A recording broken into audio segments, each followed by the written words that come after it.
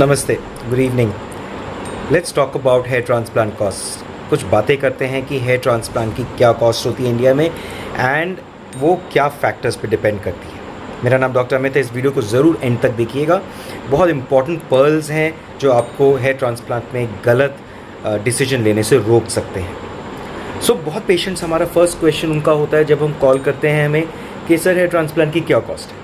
और ये बहुत डिफ़िकल्ट सवाल है बिकॉज हेयर ट्रांसप्लांट की कॉस्ट इन फैक्टर्स पे डिपेंड करती है और एक राउंडेड फिगर फ़ोन पे बताना सिर्फ एक मार्केटिंग स्ट्रैटेजी होती है। कम से कम बता दीजिए ताकि पेशेंट अंदर आ जाए क्लिनिक में, उसके बाद देखी जाएगी। फर्स्ट कि आप ट्रीटमेंट किससे करा रहे हैं। अब अगर कोई टेक्निकल टीम आपका ट्रीटमेंट कर रही है और एक प्लास्टिक सर्जन कर रहे हैं तो क्या कॉस्ट सेम हो सकती है? आपको प्लास्टिक सर्जन से सेफ्टी मिल रही है, एक रिजल्ट की एश्योरेंस मिल रही है।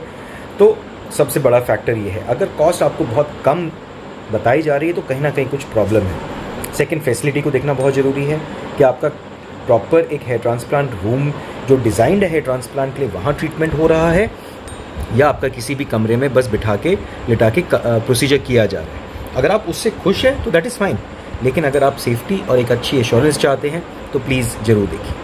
तीसरा फैक्ट, आपकी बॉल्डनेस का ग्रेड क्या है, कितने बाल चाहिए। नंबर ऑफ़ हेयर जितने बढ़ते जाएंगे प्रोसीजर लंबा होता जाता है और कॉस्ट थोड़ी थोड़ी बढ़ती जाती है।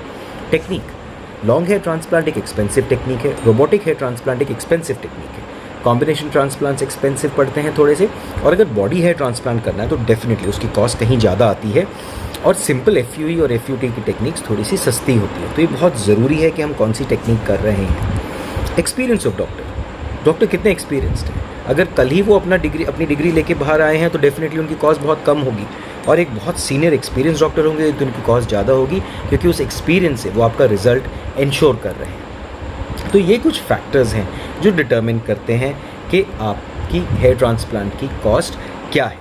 एंड एक याद रखिए कि अगर आप फ़ोन पे एक कंसल्टेंट के साथ बात करके एक राउंड फिगर ले रहे हैं तो वो आपको कम से कम अचीवेबल फिगर दे देते हैं जो कि शायद कभी हो ही ना सके कि कम से कम आप अट्रैक्ट होकर क्लिनिक में आ जाए। तो इस झांसे में ना आइए।